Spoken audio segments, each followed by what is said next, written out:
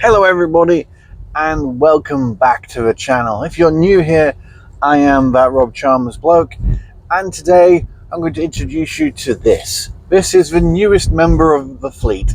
I know a few of you have been interested as to what I've gone for next after I handed back my Cupra Tavascan. But before I do, I need to lay a bit of groundwork and go back and tell you a story.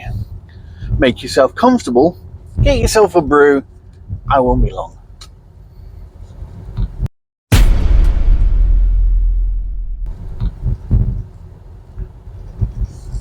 Okay, so a few years ago, I was across in Germany at a conference. I worked for VW Group, one of the members of, and we were all sat down having an evening meal at this conference, and one of my colleagues came out quite loudly and said that, and quite proudly, the fact that he was very happy at the fact that he'd just bought himself the car that he'd always dreamed of, a VW Corrado VR6. Now that is a nice car. I've always wanted one of those. My uncle had one. But it started a conversation, and that conversation turned into a round the table conversation about what is the best Volkswagen. And there was obviously some not very imaginative people who said, oh, it must be the Beetle, or it must be the Type 2.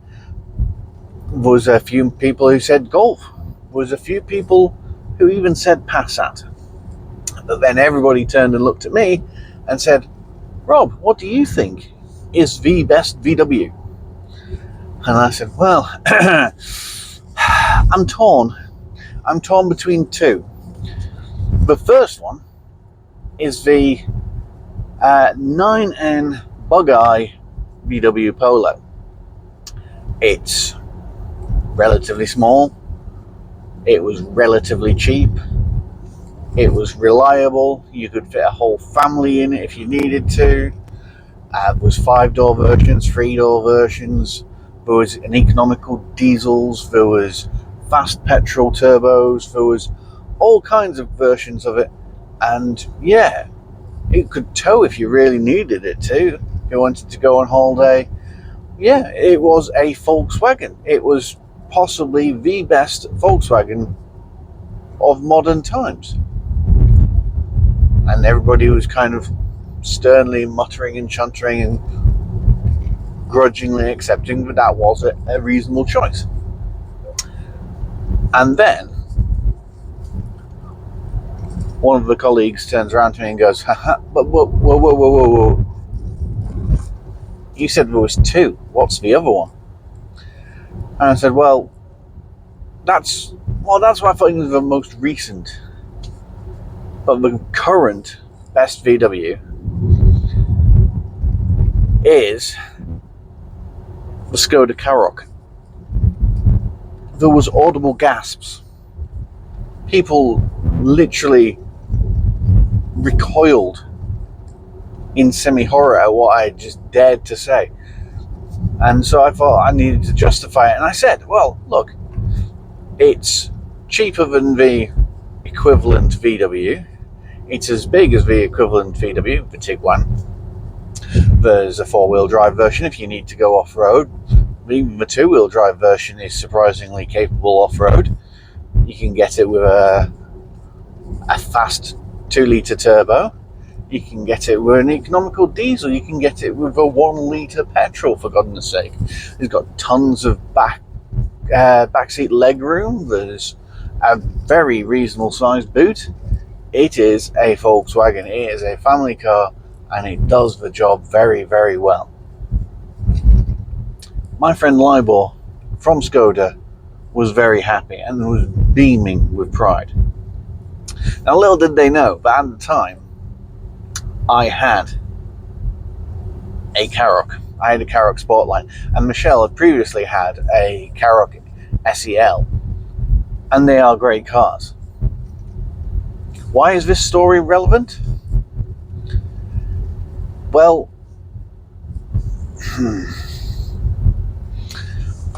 my current favorite VW may possibly have changed, and I feel this is where I need to introduce my new car. So, time to introduce you to the newest member of the fleet. What is it? It's this. This is my already dirty Skoda Elroq. And yes, it's dirty because I've had it for less than 2 weeks and it's already done over 1,000 miles. I love this little thing. Yes, it's in a very fetchy shade of red, which I wouldn't normally order a car in red, but for some reason I'm going to get this and the next one in a bright red. But it's growing on me. It's already growing on me a lot. Okay, back from quick introductions. So,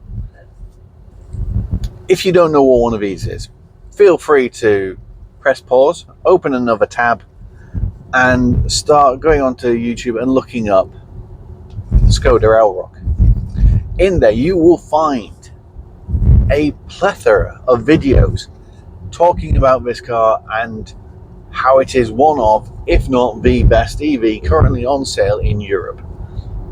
And I can't deny it. It is a great car. I love it to bits. I'm not supposed to review cars, especially my works cars on here. So I would just like to say, this is not a review. This is a love letter. I adore this thing. There is only 2 things I do not like about this car. One is the cup holder, but that, even the downside of the cup holder not being that great, has a positive, which I will tell you some point in the future. And the second one is the boot. The boot is not as big as an Enyaq. But then again, the boot's not supposed to be as big as an Enyaq. If it was, it would be an Enyaq. Yeah, so this brings me back to a question I was asked the other day. Out of all the MEB cars which I've had from Volkswagen, which is my favourite? And to be honest, at the time, it was a close call between the Skoda Enyaq and the Cupra Tavascan. Now, just to go back over a little bit of history, right now I've had 1 ID4, 2 ID5s, 3 Enyaqs, a Tavascan, and I think that's it. Oh, sorry, and a Q4. So,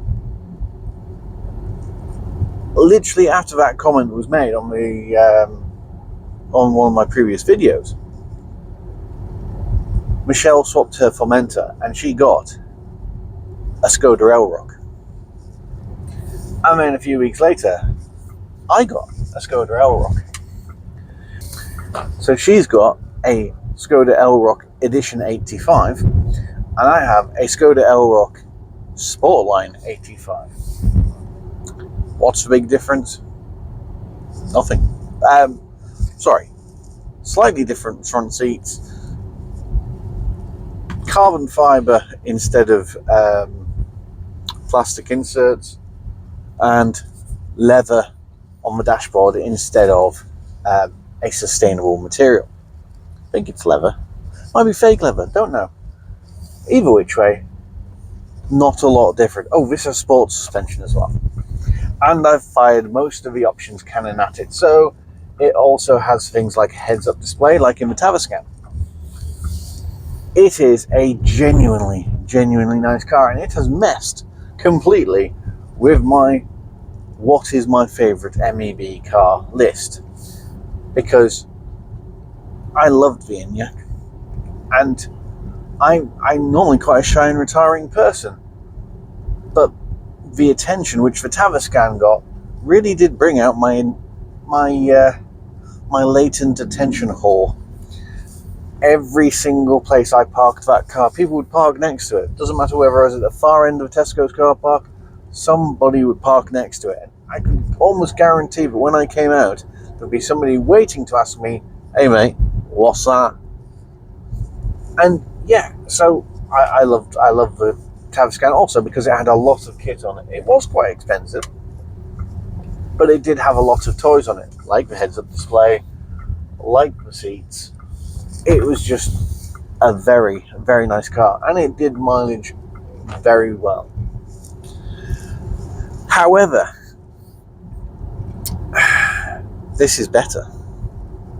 No, it doesn't have as big a boot as the Enyaq, and I do miss having a massive boot. But this has a very, very ample boot, and it does all my necessary boot-like needs. This has a heads-up display, like I mentioned, like the Tavascan. This has very, very good adaptive cruise control. This eats miles, as well as any Enyaq which I had previously. No, the seats aren't quite as comfortable as a Q4, but the Q4 was let down in other areas. The ID4s and the ID5s, I can't describe really what drew me to them. They're like a golden retriever. They're just welcoming and friendly, and they become part of a family. It's really weird. They've got this weird kind of personality which just kind of makes them part of a family. I can't put it in any other way. I genuinely miss my ID4s. In fact, when this goes back, I have an ID4 waiting for me. And as you may have seen over my shoulder, this is in bright red, and so is the ID4 which is coming. It's in bright red as well, I believe. And, like the ID4 that's coming, this has massage seats. Right now, my buttocks and my lower back are being fondled by the chair. So if you see me smiling, it's not just, well, it is the car. It's not just because I'm happy about the car, it's because the car is physically making me... No, that sounds wrong. Okay, I'm going to stop that line right there. I like this car. I'm planning to do a lot of miles. In fact, yes, I am going to do a lot of miles in this car. This has been the introduction to my new car. I hope you don't mind me having this fawning little session over the car, because I blinking love it, and you'll get to know it over coming videos.